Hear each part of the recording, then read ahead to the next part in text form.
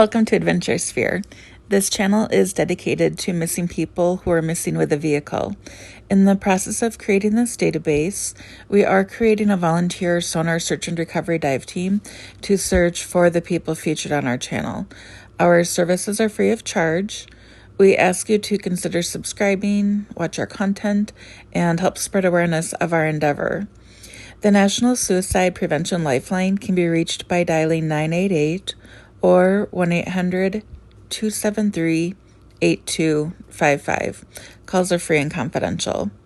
Every year, over 600,000 individuals go missing in the United States, according to the National Missing and Unidentified Person Systems.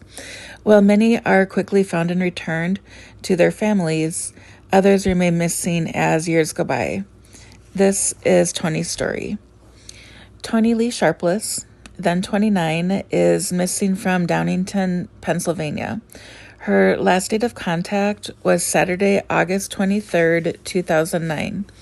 Toni was at the Ice nightclub in King of Prussia, then went to a house party in Lower Merion, Pennsylvania, and had not been seen or heard from since. Toni drives a black four-door 2002 Pontiac Grand Prix with a spoiler. The Pennsylvania license plates are DND7772. Those license plates expired in 2009. The West Brandywine Police Department is investigating. They can be reached at 610-380-8201. Toni's case number is 09083613. The Lower Merion Township Police Department is also investigating. They can be reached at 610-649-1000. Another database has her missing from Brandywine, Pennsylvania. Her birth date is December 27th, 1979. At the time of recording this video, she would be 43 years old today. She does suffer from bipolar disorder. Toni was stable for a number of years prior to her disappearance, but she still needs to take her medication daily to control her condition. She may have not been taking it regularly as prescribed. Toni may have had a manic episode on the night she vanished. She was last seen in Brandywine at 4:45 a.m. She left, She left the home in West Brandywine Township to go out with a friend. Her mother lives in West Brandywine. With her friend Crystal Johns. They originally went to the Ice nightclub, then went to the house party in the 1300 block of Bull Barn Drive. That's the house I'm trying to figure out on the camera here right now. At 3 a.m., Toni texted her 12-year-old daughter. She later caused a disturbance at the party when she got angry with another guest and poured a bottle of champagne on the floor. I think it was the kitchen floor. Toni and Crystal were asked to leave. Both were drinking alcohol that evening. Toni was not supposed to be drinking because of the medication she was taking, and Toni had been awake for approximately 36 hours. She was angry and crying when she left the party with Crystal. Toni and Crystal had only driven a few blocks when they got into an argument because Crystal didn't believe Toni was sober enough to drive. Toni had a 2008 conviction for driving under the influence. Toni stopped the car and demanded Crystal get out. After she did, Toni drove away. Crystal initially assumed that she would return. When she didn't, Crystal called her nephew to pick her up. Toni's never been heard from again. Let's see here. So a couple of weeks later, someone ran the license plate number in Camden, New Jersey on September 8th. Let's see here. By the time the Pennsylvania police were notified about it, several days had passed and they were unable to locate her car. Toni's cell phone is also missing and had been turned off since around 4 a.m. on the day that she disappeared. Crystal said Toni was low on gas and it's possible she ran out of gas or turned in another direction to go get some. There were clusters of sightings of her reported in Lancaster, Pennsylvania, Philadelphia, Pennsylvania, as well as Camden, New Jersey, after her disappearance. All of them took place in areas known for prostitution and drug activity. None of the sightings have been confirmed. A private detective hired by Toni's family believes she may be alive and gotten involved with drugs and the sex trade, as she had a drug problem in the past. Crystal isn't considered a suspect in her disappearance, nor is anyone else at the house party. Since Toni's disappearance, there's been no activity on any of her bank accounts or credit cards.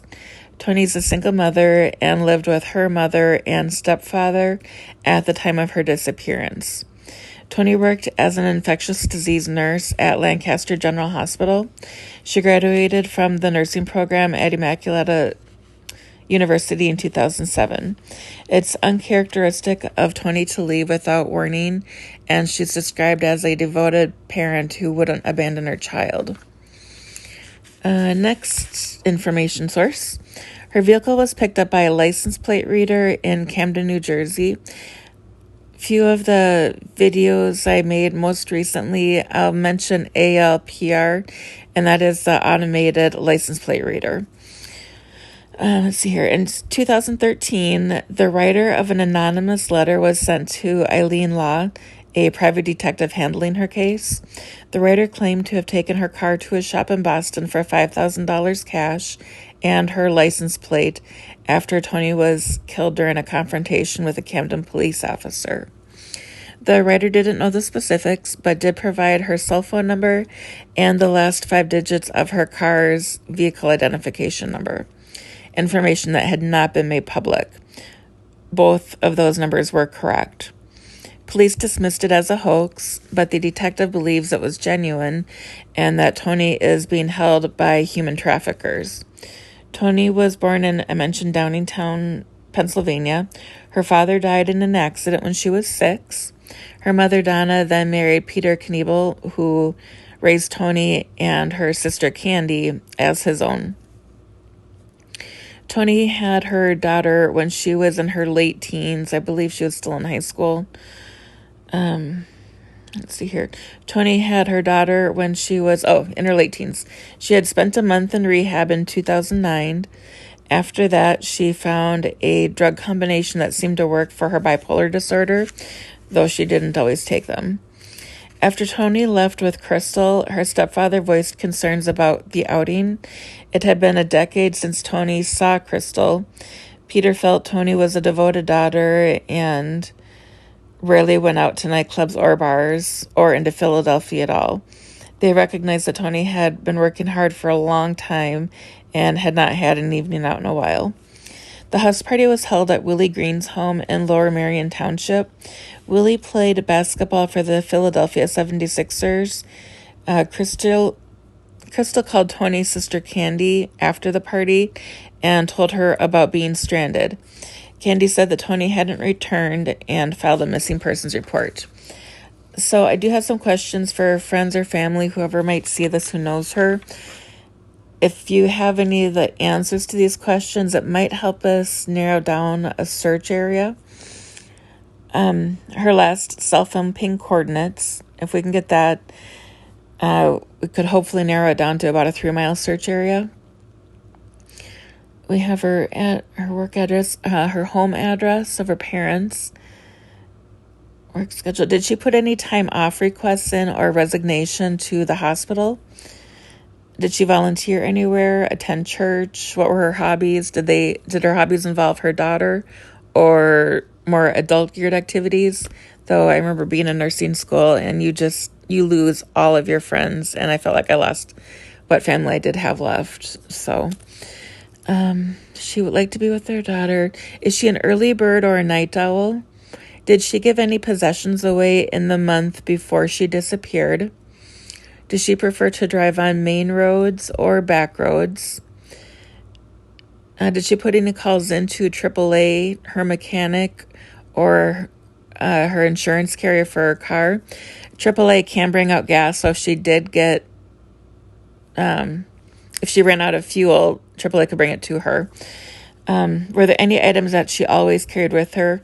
I carry my nursing bag when I go out to clients' homes and to the office, but she might carry stuff for her daughter, might wear specific jewelry. Although being at a hospital, I don't think she should be wearing any rings.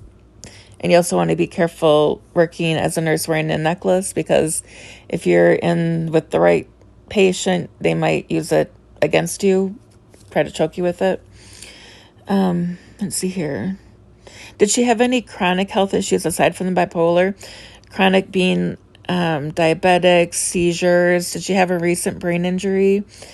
Wear any prescription glasses? And then what was the place of her last verified financial transaction? It might be the Ice nightclub. It might be someplace else, perhaps a gas station. The weather on August 23rd, 2009, the high was 87, the low was 73. On August 24th, the following day, the high was 85 and the low was 71. She very well could have gotten dehydrated if she was drinking, and depending on what medication she was using for her bipolar. So next, the places I'm going to mention are shared with my blessing, so she can be reunited with her family regardless who higher powers work through. The description box does have her email address if you'd like to share insight on any cold case, know someone missing with a vehicle and would like them featured on our channel and searched for, or to donate equipment.